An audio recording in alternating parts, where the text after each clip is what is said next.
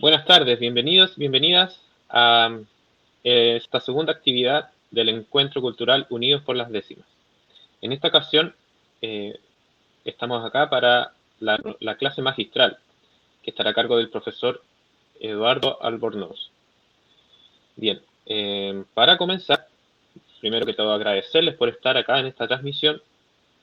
Compártanla con amigos, amigas, que les pueda interesar. Quiero dejar con ustedes para una breve presentación a mi colega de la Escuela Popular de Artes, Leila Tadros.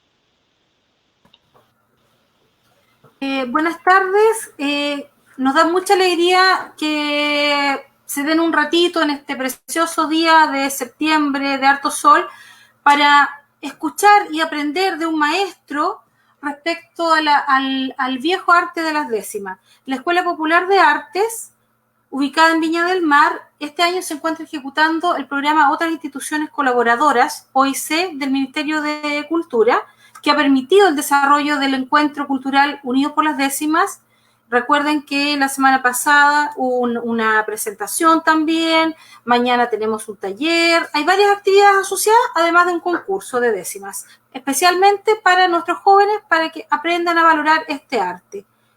Queremos invitarlos y, agradecer además a nuestros colaboradores, o en este caso los payadores del puerto, que en conjunto se ha realizado un enorme esfuerzo para poder concretar estas actividades, y a los rotarios de Viña del Mar que han contribuido con su patrocinio. Así que los dejo acá con Javier. Muchas gracias y espero que disfruten esta actividad. Bien, como les decía, en esta ocasión tendremos al profesor Eduardo Albornoz, quien es parte del colectivo de los payadores del puerto, y nos dará una explicación de la décima espinela para que nos vayamos contextualizando. Anímense a participar del concurso, a escribir sus propias décimas y escuchen con atención al profesor. Hola, Eduardo. Hola Javier, buenas tardes. Gusto de saludarte también a Leila. Buenas tardes a todos quienes estén conectados. Bueno, yo agradezco tus palabras, absolutamente inmerecidas, que yo no soy maestro ni mucho menos. Solamente un aficionado, un cultor de lo que es la décima espinela, junto con todos mis compañeros del colectivo Payadores del Puerto. Perdón, se escucha bien, ¿verdad? Porque yo creo que se está escuchando bien. Avísenme si es que hay algún problema. Todo bien de mi parte. Ya, perfecto. Ahí tú estás atento si la gente no escucha bien. Y quiero partir un poquito antes de entrar en materia respecto de lo que significa ser un cultor. Principalmente es alguien que quiere esta forma de expresión. La décima se ha convertido en un formato que se acoge muy fácilmente en el alma de quien la cultiva. Y curiosamente, siendo un formato, es decir, en su propia definición, encierra una restricción, las posibilidades creativas que te ofrece a quien esté interesado en dar cuenta de su interioridad, porque la décima es una forma de expresión artística y se utiliza para tal, es mucho más amplia de lo que podría significar el universo de 10 líneas. La décima es un mundo entero en el cual tú puedes circular, viajar, transportarte, conocer recovecos, si así lo queremos llamar, y está lleno de matices que, a pesar de tener ese encierro, como digo, del formato, te ofrece una libertad que para el cultor se convierte en una fuente inagotable de variables y de posibilidades. Y esa es la gran motivación que tenemos los payadores del puerto. Somos amantes de la décima y además amantes de su difusión, porque no estamos circunscritos solamente a los cultores. Hay personas que les gusta escuchar las décimas y por lo tanto también forman parte del colectivo, en tanto en su escucha nos ayudan a crear audiencias. Lo más probable es que terminen haciendo décimas igual, pero no es una obligación para formar parte del colectivo el tener la necesaria intención de desarrollarla, ¿ya? De la misma forma como nos apoyamos en todas las personas que en una forma lateral nos acompañan, como son, por ejemplo, los dueños de los lugares donde nos presentamos o los administradores, sea tanto de un restaurante, de un museo. Por lo tanto, sean mis primeras palabras de saludo en nombre de los payadores del puerto, en tanto me toca abrir este ciclo de trabajo y dejar la invitación abierta a todos quienes quieran, una vez conociendo la décima o que ya tengan alguna idea de ella, acercarse a compartir entre todos estos momentos, que hoy día a lo mejor distanciado por la pantalla se vuelven un poquito más fríos y distantes, pero todo tiene su fin y creo que las personas disfrutan de los encuentros de los payadores y eso sí forma parte de la presentación que voy a hacer. Ahora entrando en contenidos, ¿podríamos ver la primera diapositiva, por favor? Gracias, Javier. Quiero hablar brevemente, esta es una exposición muy breve porque la estrategia visual así lo supone, y acerca de lo que es la décima como tal, principalmente hablando de sus orígenes, la forma en la cual logra su masificación, el instante en que se acerca hacia Hispanoamérica, hacia América Latina, Indoamérica, por así decirlo, y luego bajar rápidamente a lo que es su carácter artístico y su función social, más allá de lo que significa la estructura misma, porque eso se va a ver en los talleres, con personas que van a estar, sí, haciendo mucho énfasis en la construcción. Mis compañeros son expertos en esa forma de escribirla, de pensarla, de decirla también. Y yo quiero hacer un contexto respecto a lo que es la décima como entidad artística y cómo, de alguna manera, se compenetra con la naturaleza del ser humano, especialmente en nuestra América Latina. ¿Ya? Por ahí va entonces el objetivo de esta pequeña presentación que espero sea de su agrado y satisfacción para todos. Pasemos a la segunda, Javier, por favor. Bueno, la décima espinela, como su nombre lo dice, a mí siempre me llamó la atención que la espinela tiene esta relación que en Valparaíso hacemos con la forma de pescar del espinel. Y me la imaginaba en una malla cuando yo la escuchaba. Yo tuve un acercamiento a la décima de muy pequeño, aunque por lo mismo, por ser un muchacho muy joven, ni siquiera la consideré. Pero me quedó dando vueltas el nombre y la estructura y la sonoridad de su fraseo, ¿ya? La décima espinela en sí misma pertenece o se le atribuye el origen, la verdad es que es difícil decir quién inventó la décima como tal, pero sí podemos decir por el apellido que pertenece a un poeta del siglo XVI de España, del siglo de oro, que se llamaba Vicente Espinel, de ahí su nombre. El nombre completo es Vicente Gómez Martínez Espinel, que en honor a su figura vamos a decir que nació en Málaga el 28 de diciembre de 1550 y fallece en Madrid el 4 de febrero de 1624, tal como está registrado. Este señor, como muchos en su tiempo, fue también sacerdote, escritor y músico. El hecho de que entraran al sacerdocio es porque terminando la Edad Media, recuerden que los procesos en la historia no se cortan bruscamente, sino que viene toda una un largo paso de años en donde los procesos se van asimilando uno que otro, y nosotros en Chile sin duda que lo estamos viviendo por todos nuestros procesos que estamos siendo testigos.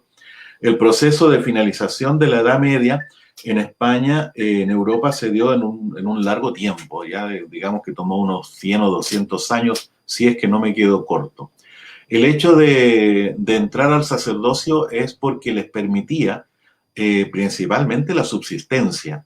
Eso también se dio en la misma Europa y en España y en Italia posterior a la Segunda Guerra Mundial, donde se fortalecen, por así decirlo, las órdenes religiosas, ¿no? y teniendo asegurada la subsistencia, las personas en su real naturaleza pueden desarrollar y volcarse a lo que son sus verdaderos, o no sus verdaderos, sus naturales impulsos, sus naturales inquietudes. Todo el ser humano tiene por naturaleza una función que va mucho más allá de la sola subsistencia. Por eso es importante que la subsistencia esté salvaguardada, para que de esa forma todos podamos acceder a esas instancias de crecimiento que te da el hecho de desarrollar cualquier actividad que el alma, la naturaleza, el espíritu, como queramos llamarlo, el origen del ser humano le cumpla, sea el deporte, sea la religión misma, sea la música o cualquiera de sus variantes artísticas o cualquier otra que la persona tenga. Entonces, dentro de ese desarrollo y teniendo la posibilidad de poder cultivarse, por así decirlo, Vicente Espinel es una figura que trasciende no solamente por la creación de la décima, sino también porque tiene un aporte que a nosotros, los que tocamos la guitarra, se nos hace casi como un asunto absolutamente imperceptible, que es que asignó y creó la quinta cuerda a la guitarra. La guitarra, como sabemos, es un instrumento de origen arábigo que se asienta en la península hispánica en la dominación musulmana, ¿no es verdad? Desde el siglo VIII, desde el siglo VII hasta el siglo XV prácticamente, con la expulsión que coincide con los reyes de Castilla, el descubrimiento de América y toda esta cosa que en la enseñanza se nos dice. Y dentro de eso, el desarrollo y el posterior evolución de la guitarra fue teniendo distintos matices. Y Vicente Espinel fue quien le asigna una cuerda, dándole mayor sonoridad y mayor gravedad al sonido de la guitarra, y por lo tanto comienza a trascender el sonido original, que si uno hoy día, en este momento, hacemos memoria de lo que puede ser la sonoridad de la música en cuerda árabe, no le escuchamos tonos bajos. Y por lo tanto, en el cambio que hace Espinel hacia la guitarra, se le asigna la quinta cuerda y posteriormente, por supuesto, la sexta, que será asignada después. Pero de ese cambio fue Espinel uno de sus representantes. Por lo tanto, no solamente se nos hace famoso por el tema de la décima, sino también por engrandecer la sonoridad de la guitarra. Este cambio que yo digo se ve mucho más, no se ve mucho más, sino que se ve también en la evolución que tiene el guitarrón chileno, de lo cual seguramente se hablará en alguno de los talleres con los cuales tengan también las personas acceso. Veamos la que sigue, Javier.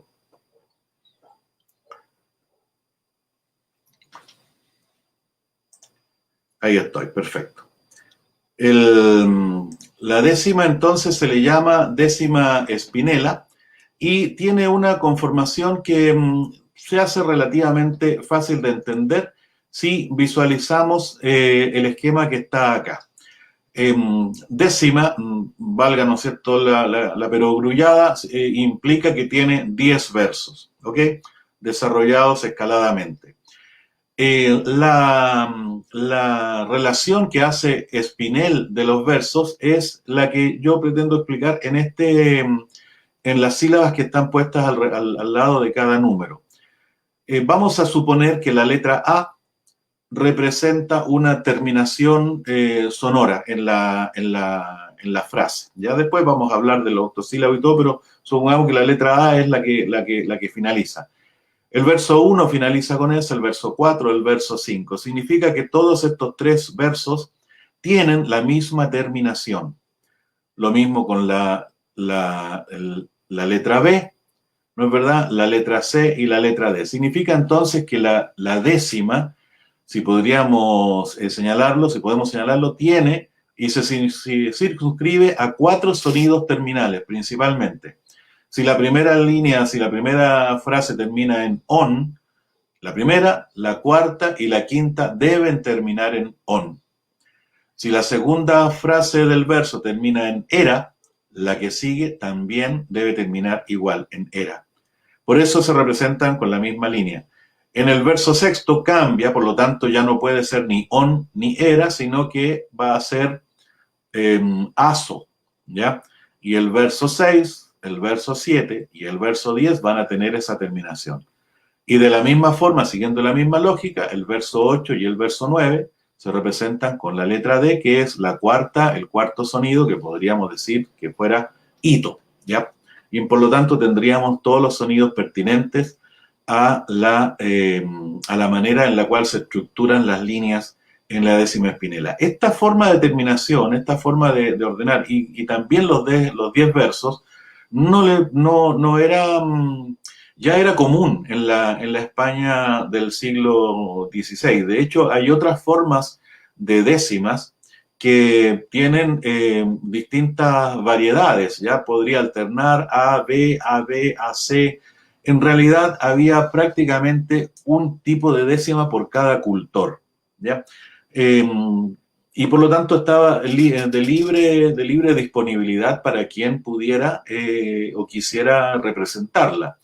No había, por así decirlo, hasta ese momento, o hasta la aparición de Spinel, una forma que hiciera sentido a la mayoría de los cultores, y por lo tanto los poetas se daban la libertad para irla ordenando bajo ciertas premisas que encontraban que funcionaba mejor para lo que se quería enunciar, para lo que se estaba transmitiendo, para todo aquello que formara parte de la expresividad de quien escribía una décima.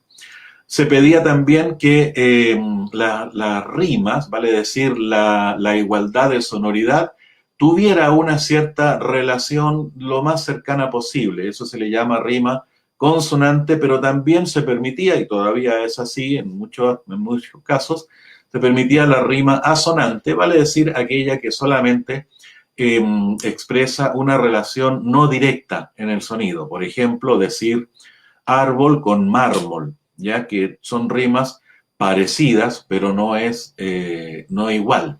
La rima consonante se define como la que tiene la misma sonoridad a partir de la última sílaba o la última vocal acentuada, y por lo tanto repite prácticamente las mismas letras. Si yo digo casa, la rima consonante de casa es pasa, envasa, traza, y aquí en Hispanoamérica nosotros nos damos ciertas licencias porque nos permitimos hacer sonar la S con la Z sin mayor problema, cosa que en la península ibérica se considera un error en la construcción de la décima, o por lo menos se hace la diferencia.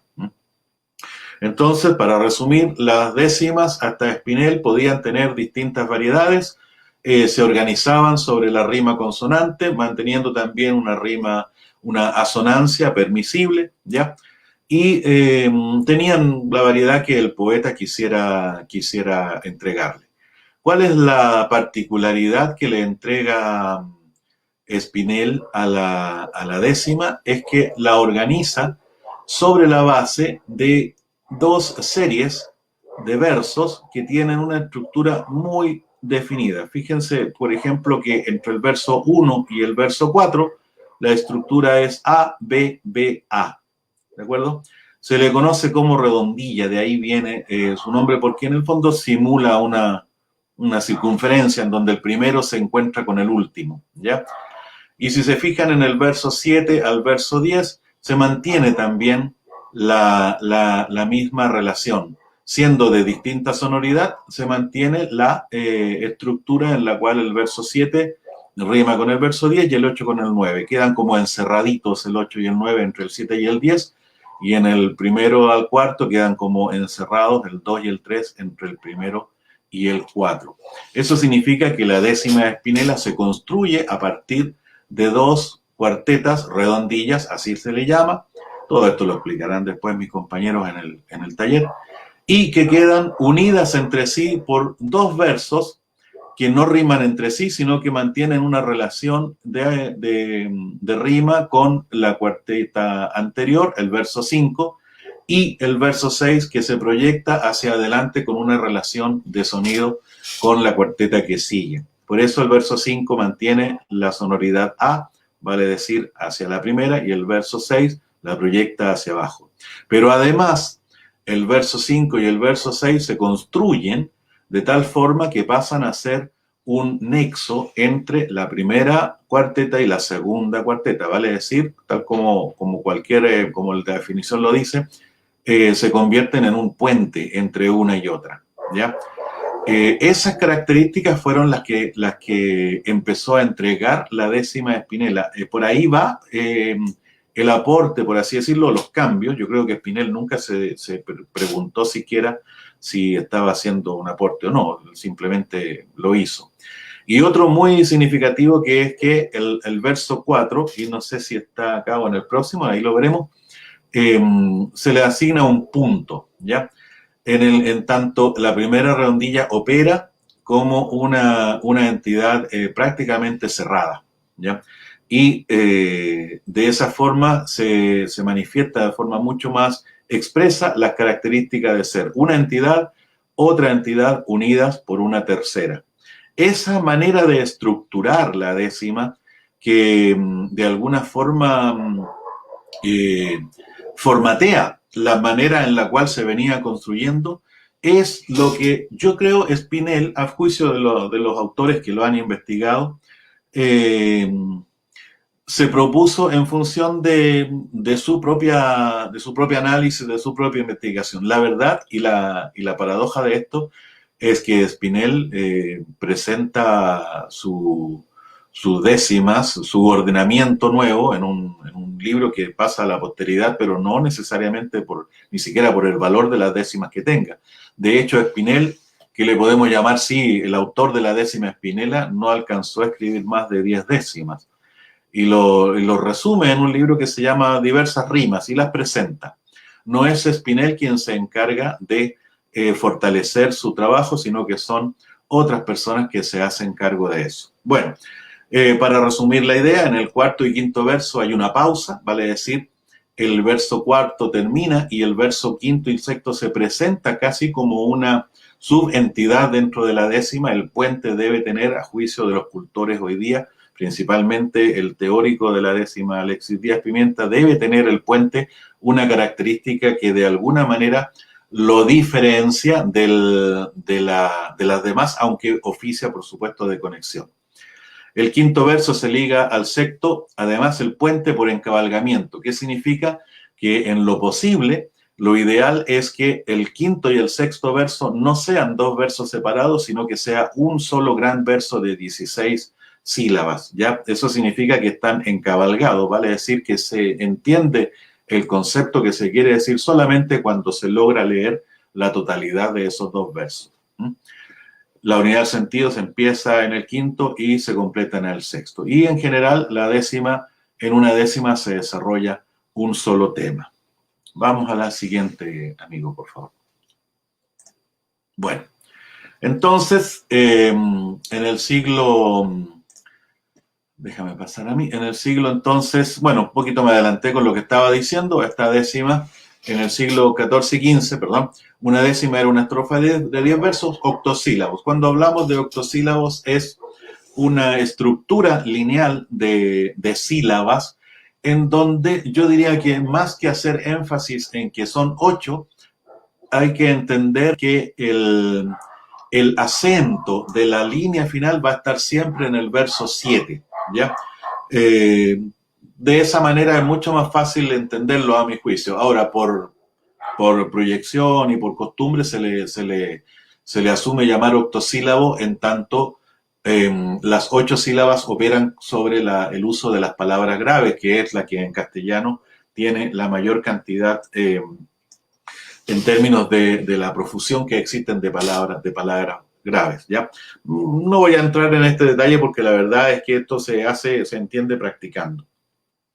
Hablar del inventor de la décima, como decíamos, resulta difícil en su forma más antiguas, reforzando lo que decía, y esto no lo dije en realidad, estaba compuesto de 2 quintillas. Las décimas anteriores a Spinell no hacían esta diferencia que yo mencioné recién de 4 y 4 más un puente, sino que simplemente eran décimas porque eran 2 series de 5 versos, ¿ya? Esa era la estructura principal, donde los versos 5 y 6 sí servían de conectores. Tanto de la idea del mensaje que quería transmitir el poeta como de la musicalidad o canto del poema. Lo mismo que dije anterior, reforzando la idea, se podría decir que por cada poeta existía un tipo de décima. Y aquí se mencionan dos aspectos que son importantes. Uno es el mensaje que se quiere decir, que es aquello que yo estoy desde la interioridad creativa volcando a las palabras, y lo otro es la manera en la cual se expresa. Y la décima, en los siglos de sus inicios, se podía expresar desde la música. Recuerden que esto pertenece a las artes de la juglaría, en donde los oficiantes de juglares, los artistas, ¿no es cierto?, que podrían ser nuestros trovadores, de hecho de ahí viene la palabra,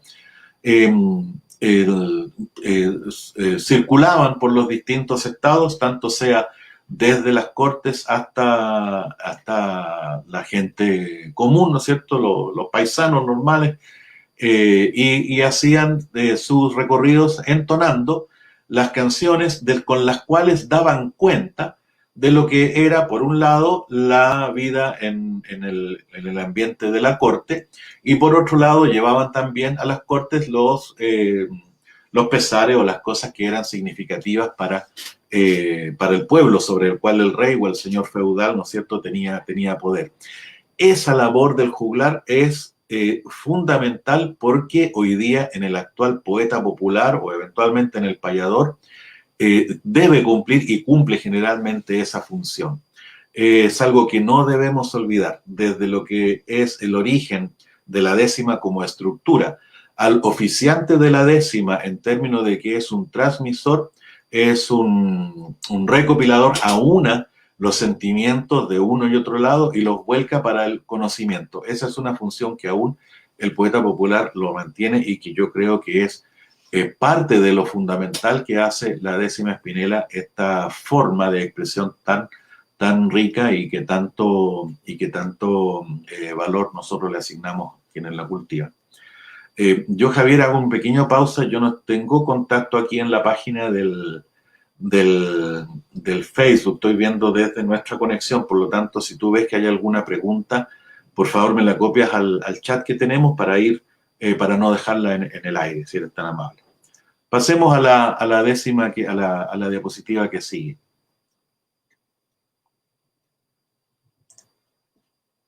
Bien. Entonces aquí es donde nuestro amigo Espinel se convierte en el winner, ¿ya? Y por eso tiene estos lentes tan significativos en lo que es la fraseología visual que utilizan hoy día las redes sociales y los jóvenes principalmente. En buen chileno, ¿dónde se las manda el señor Espinel? Es que, si bien es cierto, como veníamos diciendo, cada poeta tenía su manera, siempre hay algunas que se fueron haciendo más populares que otras. Vicente Espinel inventa entonces, idea una variante que resulta ser muy propicia para la enunciación tanto hablada como cantada. Es lo que le decía recién. Si el juglar se acompañaba de su laúd, la podía cantar. Si el juglar no tenía buena voz o no cantaba, o era solamente un recitador, la podía decir, ¿ya? Y ahí la estructura que yo mencioné de las dos cuartetas, del puente y de la unión que se genera, favoreció el canto y el habla de la poesía, ya que vamos a tratar de evitar decir recitar poesía o declamar poesía, que pertenece a un estilo de decir la poesía que yo creo que ha jugado más desventajas que ventajas, ¿ya? Porque de alguna manera disoció. Eso lo vamos a conversar en unas diapositivas más. Como dije, 8 de sus décimas aparecen en un libro, Diversas Rimas, y se estructura de la manera en la cual yo lo había señalado, ¿ok? Y aquí sí que aparece, echaba de menos, pero era en esta diapositiva, un pequeño punto después de la cuarta redondilla, que por simple y no tan rimbombante, le añade a la forma poética una fuerza y una expresividad muy particular.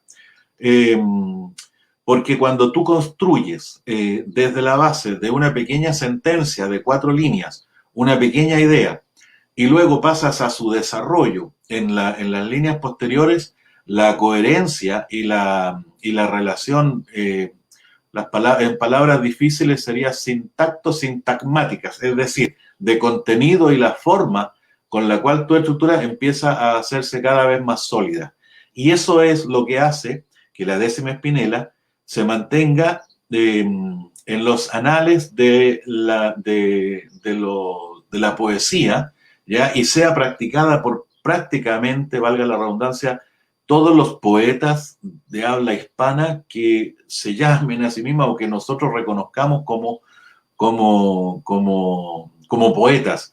Al punto que uno de los poetas que no desarrolla la décima, que es Pablo Neruda, pero le escribe ya una oda a los poetas populares, sabiéndose que era un tema en el cual Neruda a lo mejor intentó y no quiso, yo creo que lo hubiera hecho, pero es tanto el respeto que le tiene al poeta popular que le escribe una oda en especial. No hay poeta, Amado Nervo, Antonio Machado, el Indio Naurí, Nicomedes Santa Cruz, no hay poeta en habla hispana que no haya pasado por la escritura de las décimas espinelas. En parte porque se construyó desde esta solidez que le dio la forma que definió Espinel, que como decimos, yo creo que, y en los estudios así lo dicen, no pudo suponer el impacto que iba a tener esta fuerza poética. Pero por eso, bajo estas condiciones, ¿no es cierto?, de las cuartetas, el puente, el cierre en el primer enunciado y la manera en la cual la décima se fortalece en el canto y en el habla, es que don Vicente Espinel pasa a ser para nosotros este señor al cual nosotros le rendimos tributo y homenaje, y es el winner del siglo de oro español. Pero tuvo también suerte, yo diría, o más bien tuvo también la fortuna de ser valorado por sus pares, cosa que no siempre ocurre en una determinada situación. Los egos, en cualquiera sea nuestra forma de expresión, juegan por ahí su rol. Y vamos a la siguiente diapositiva, por favor. Y don Vicente Espinel tuvo entre quienes le siguieron y entre sus contemporáneos, aquí la diapositiva puede que cometa el error de colocar en un mismo sitial a gente que está en diversas etapas de la historia. Tuvo entre sus contemporáneos y quienes lo siguieron fieles seguidores, ¿ya?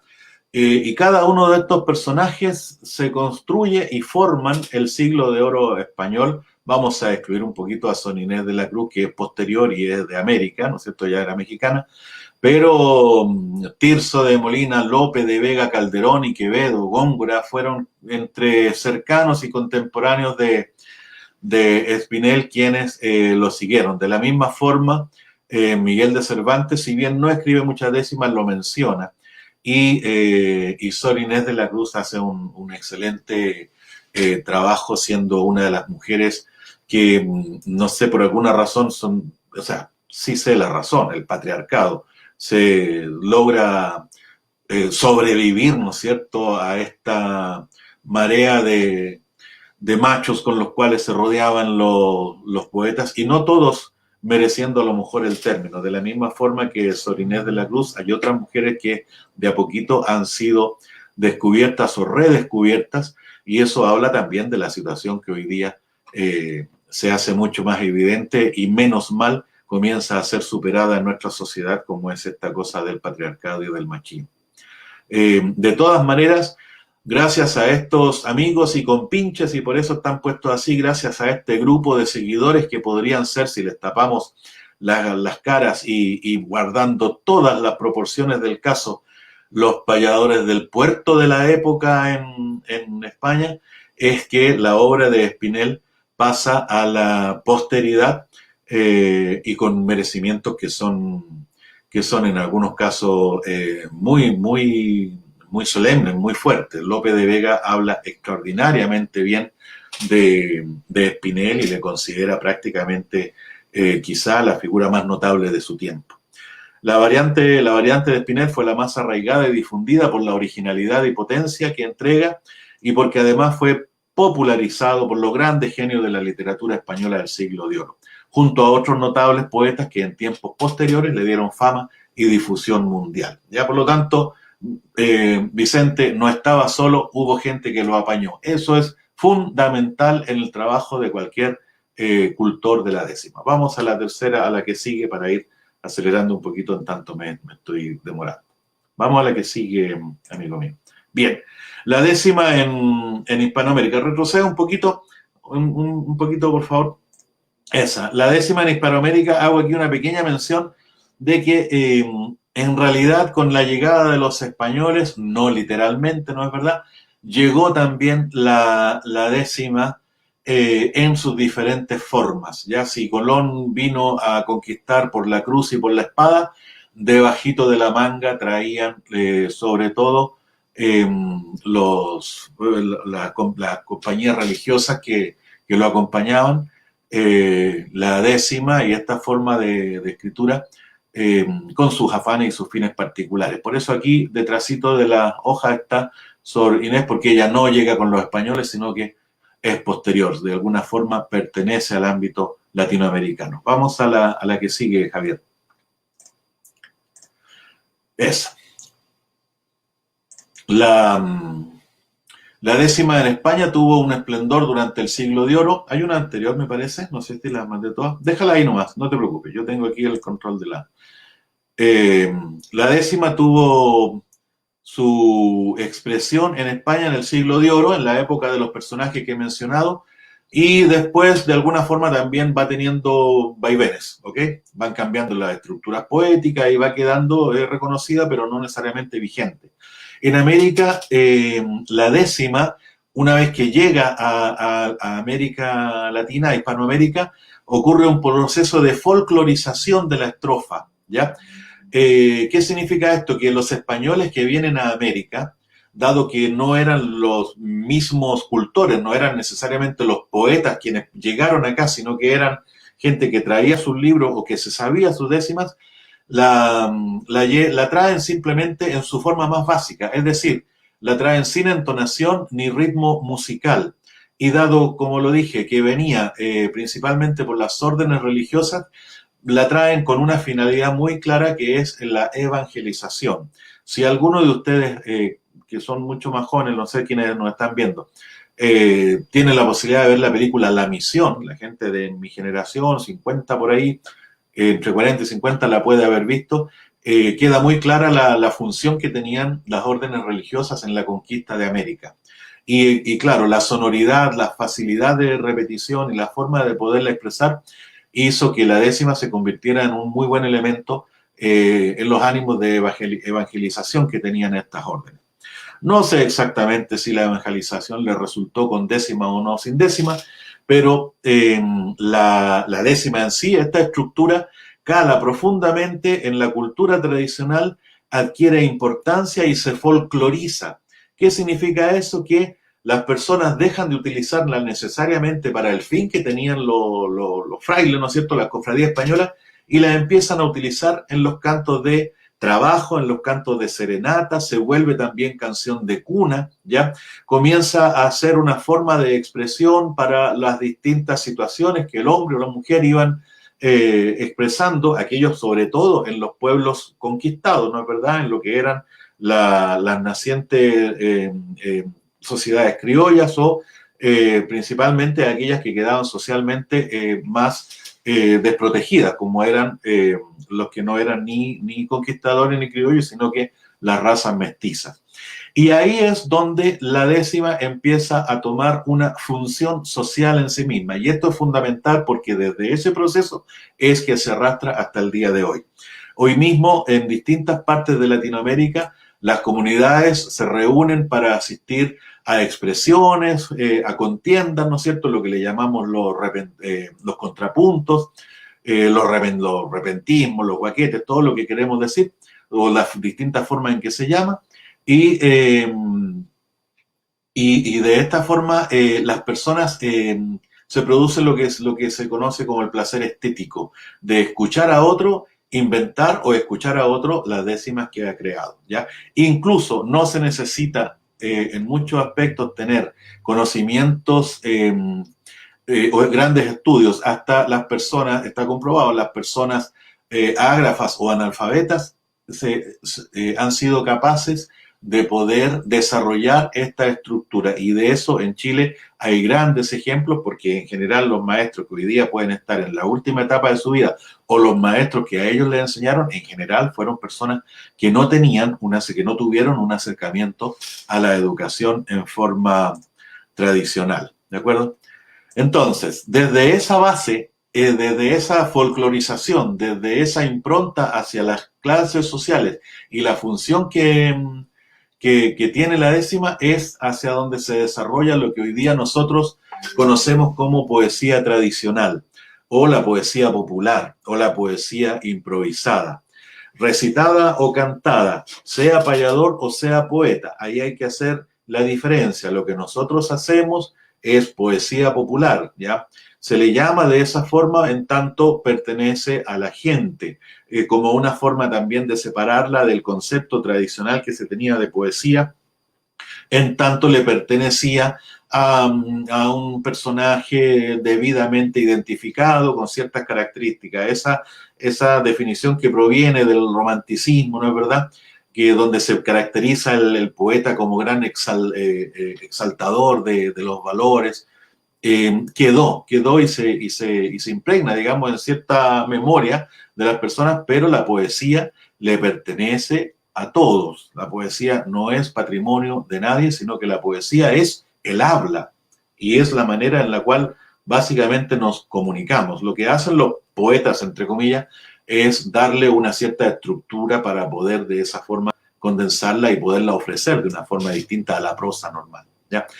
Como poesía tradicional, entonces, la décima es una estrofa que sirve para la lírica, para la épica, tiene un valor simbólico, hay personajes alegóricos que representan una realidad, y eso nosotros hasta el día de hoy lo podemos ejecutar y ver, y lo más probable es que en los talleres se hagan cosas de ese tipo, como por ejemplo algunas pequeñas cuartetas o décimas entre ciertas disputas que se pueden dar. Eso es lo que le conocemos como contrapunto. Eso es como una personificación, que sea en cuarteta o sea en décima.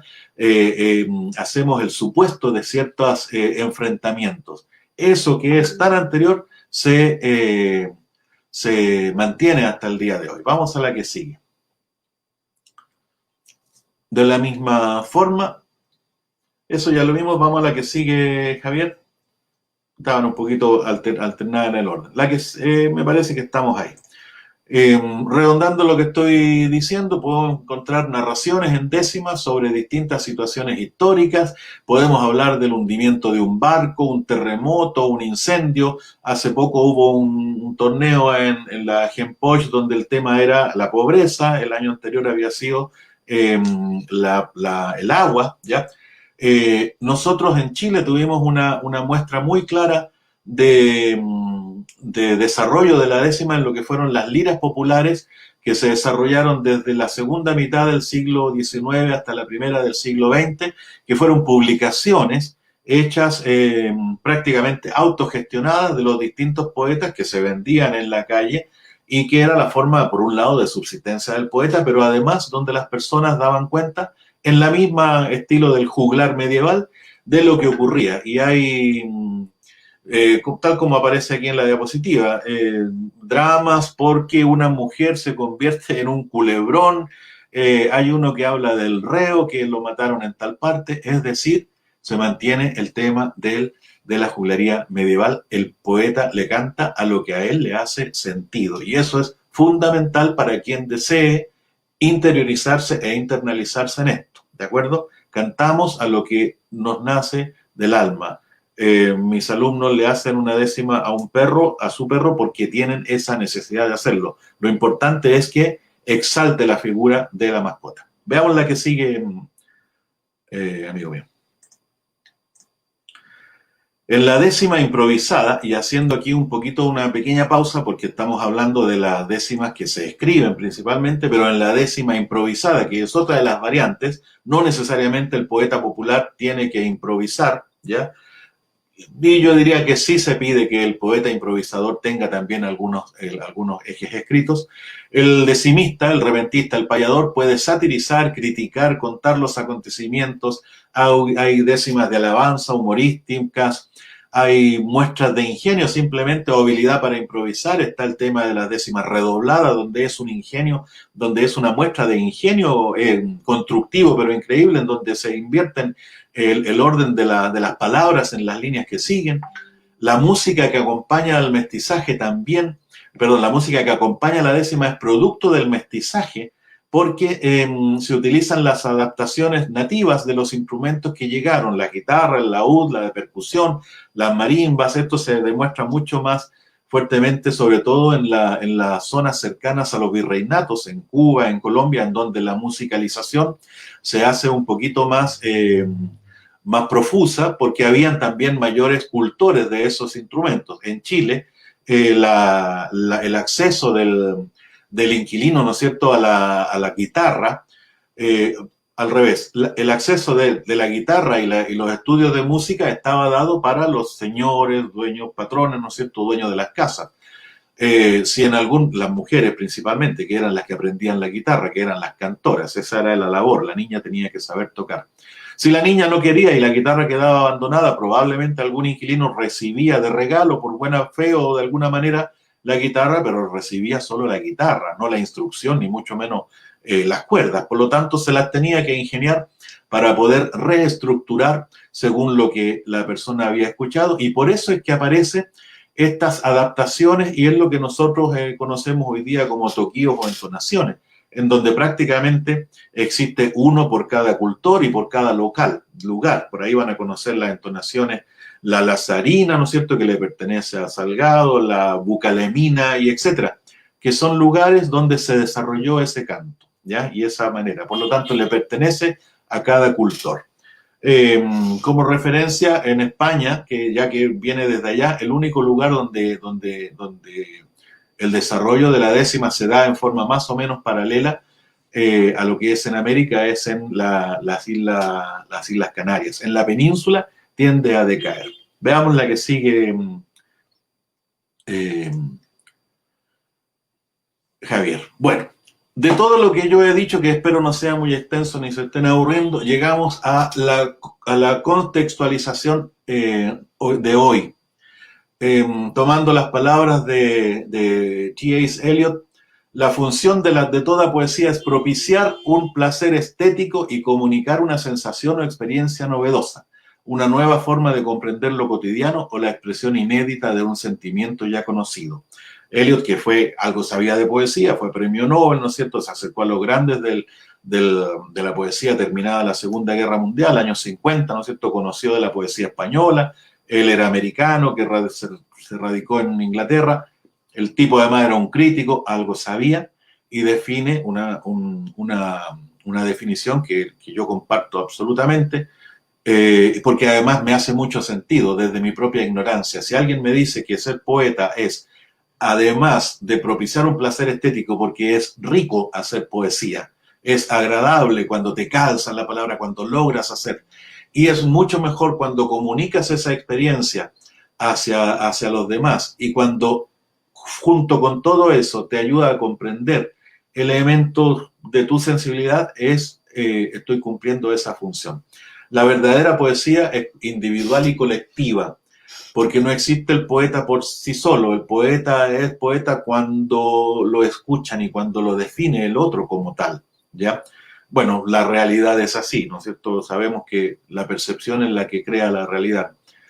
En tanto a la creación, que por supuesto es necesario un talento, pero es fundamental la recepción en un público. Y acá es donde la poesía popular, la décima como tal, se enlaza con la tradición, con aquello que se va dando en un encadenamiento desde los primeros cultores en adelante. Y por eso hay tanta asociación entre lo antiguo y lo nuevo, y por eso hay tanto respeto, o debiera haber, entre los antiguos cultores y lo nuevo, sin perjuicio de los aportes que cada uno pueda ir haciendo en el desarrollo de este arte.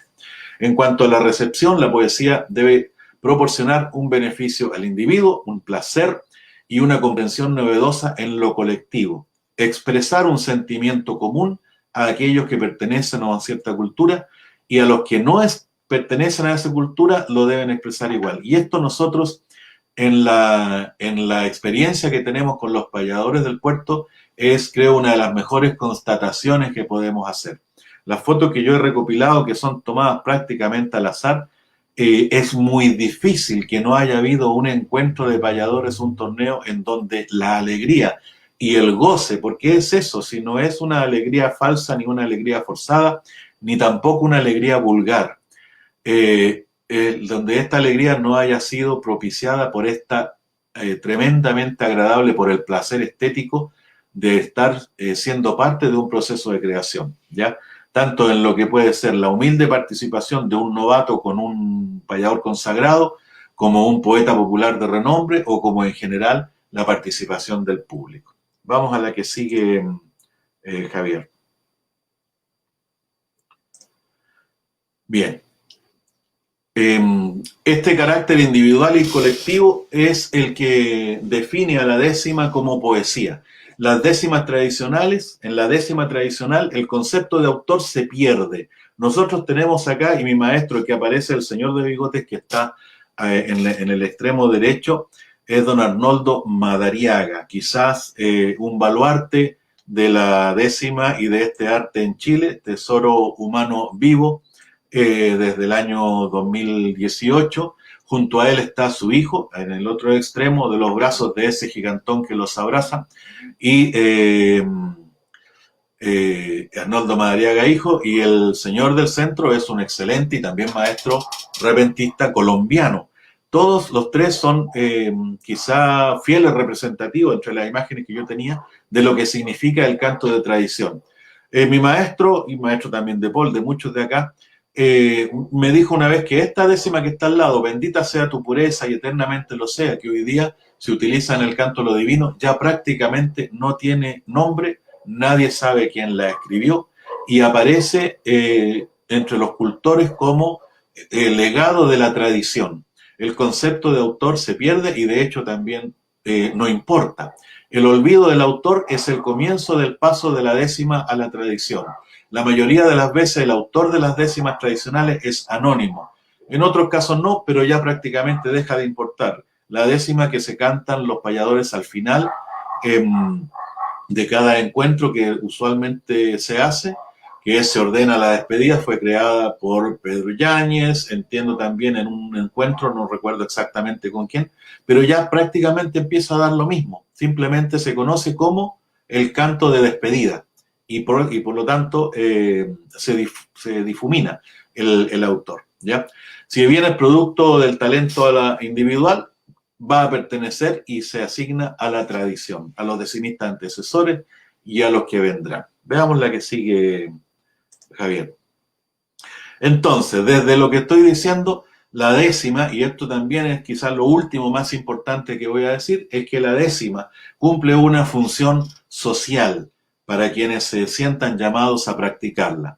Vamos a dejar de lado un poquito el compromiso ideológico y político, que si bien es cierto puede estar, no es esa la función social a la que me refiero, sino es a la que define el poeta Eliot. El lugar que ocupa la poesía en la sociedad tiene que ver con el impacto que produce en la comunidad, incluyendo a aquellos que no están interesados en la poesía, ¿ya? Y que ni siquiera se conocen los nombres de los poetas. En el fondo es cómo la poesía y su expresión enriquece el momento en el cual ésta se vuelca hacia los demás. Las fotos que yo he puesto acá pertenecen también a algunos registros de los encuentros que hemos tenido.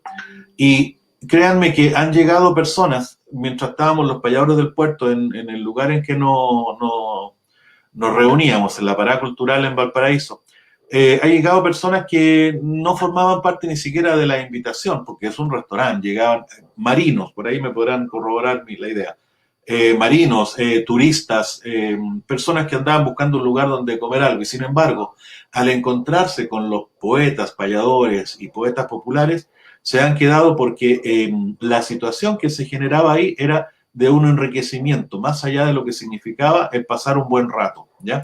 y ellos también terminaban participando, porque este trabajo es absolutamente interactivo. Por eso se registran estas imágenes. Esta, la del centro, por ejemplo, es posterior al trabajo. Me parece que estamos viendo la otra, pero no importa. Yo me desfasé ahí con las...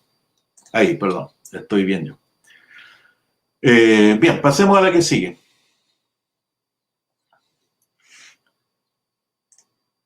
Ahí me refiero yo, ¿de acuerdo? Entonces la función real de la poesía es el impacto que produce en la comunidad. Y esta del centro, donde aparece nuestro compañero Rodrigo, que estuvo y no está, hoy día no está con nosotros, pero lo más probable porque se trasladó de región, y es otra de las características del grupo nuestro, de los payadores, que es abierto, no tiene formalización de inscripción.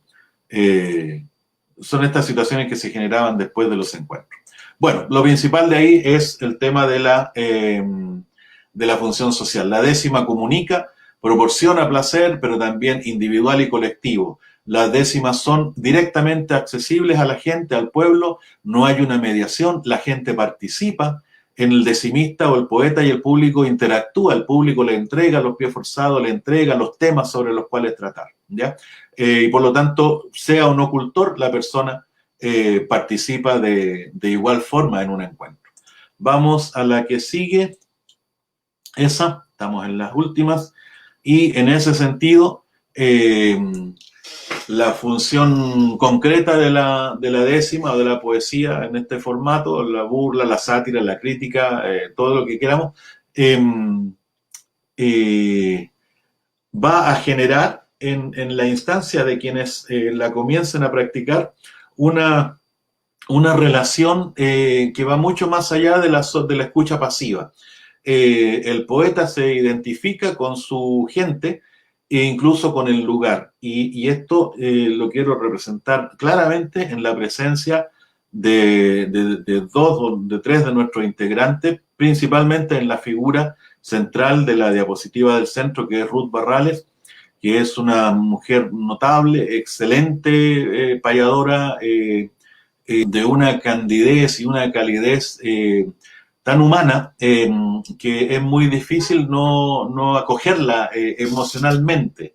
A uno le gusta escuchar a Ruth porque de alguna forma transmite verdaderamente el sentir propio y el sentir local. Y ella, junto a Pancho Legüero y a Alex también, que son de la comunidad de Placilla, de a poco comienzan a ser representantes de ese pequeño espacio y por extensión también de Valparaíso, pero la experiencia propia que tenemos cuando organizamos el encuentro que se dio ahí en ese lugar y comenzamos a repartir invitaciones, en el ámbito inmediatamente vecinal de Ruth la conocían y ya sabían que era decimista, que era payadora, y yo estoy seguro que Ruth en ningún momento ha salido con un cartel a hacerlo. Esa es la función social, ya no de la poesía, sino también del poeta y del cultor.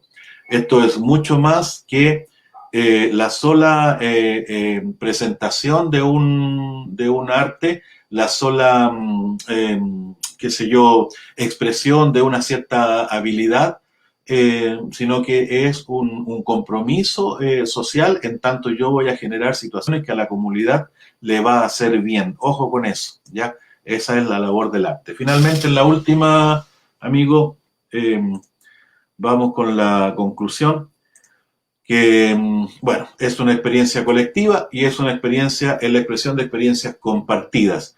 Va más allá de la sola expresión de sentimientos, sino que es portador de los valores y sentir colectivos. Ayuda, el poeta popular ayuda y contribuye a la toma de conciencia de diversas situaciones de la comunidad. Pregúntenle al diantre, que le ha hecho poesía a cuánto evento ha habido en Chile en los últimos 30, 40 años. La creación de décimas es un proceso recíproco entre la difusión de las entonaciones y décimas tradicionales y la creación de nuevas décimas. Es una concadenación. La décima, en cuanto a la décima, se puede decir que se siguen creando cientos de versos originales y se siguen transmitiendo los que oralmente fueron creados antaño, conviven entre ambos. Y la décima, de que el hecho de que se siga creando, a pesar de la difusión de las culturas pop y mediáticas, la décima está vivita y coleando, y creo que eso es una de las cosas que hace que, por ejemplo, la Escuela Popular de Arte la tome en cuenta y hayamos creado esta hermosa asociación. Y desde ahí, y finalizando, les doy la bienvenida a todos quienes quieran aprender de este arte, de este oficio y de esta tradición. Muchas gracias por la atención, les agradezco, espero no haberlos aburrido y espero haber dejado claro el sentido de esta, creo que extensa charla, pero estoy dentro del tiempo que me dijeron. Gracias, Javier, gracias a todos los que están ahí.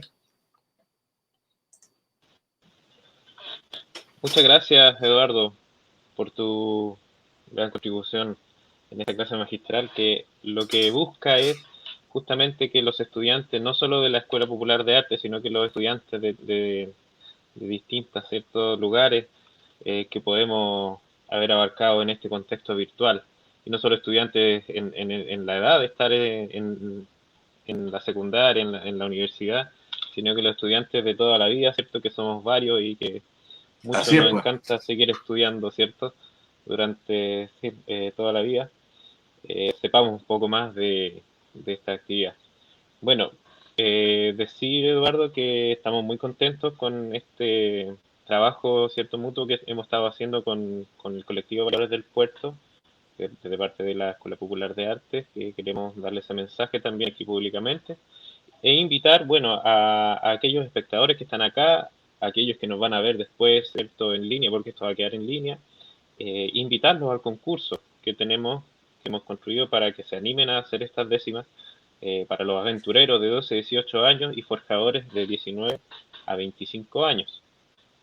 Tenemos 2 talleres, ¿cierto? Vamos a hacer un taller en 2 sesiones para este martes, mañana y el miércoles a las 15:30 horas. Tenemos una inscripción, pueden inscribirse por ahí, colocamos el link para que se inscriban, también pueden escribirnos a nuestro correo, unidosporlasdécimas@gmail.com. Así que anímense a participar. Los talleres son para todo público, no solo aquellos que estén o que quieran concursar, sino que también para todos aquellos que quieran participar de esto, quieran aprender más. Todas las edades están ahí agrupadas. Eduardo, ¿algo más que comentar? No, yo creo que te he dicho todo. Si te fijas, el tema, mi comunidad, corrobora lo que estoy diciendo. En ese sentido, estamos en el camino de lo que significa el canto de tradición. Estamos cumpliendo nuestra labor como escuela, como agrupación. Así es que solamente esperar que lleguen muchas décimas y mucha gente al taller.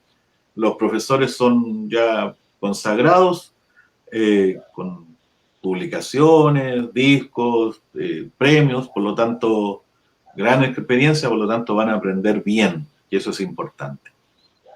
Muy bien. No sé si hay alguna duda o alguien que haya dejado alguna pregunta.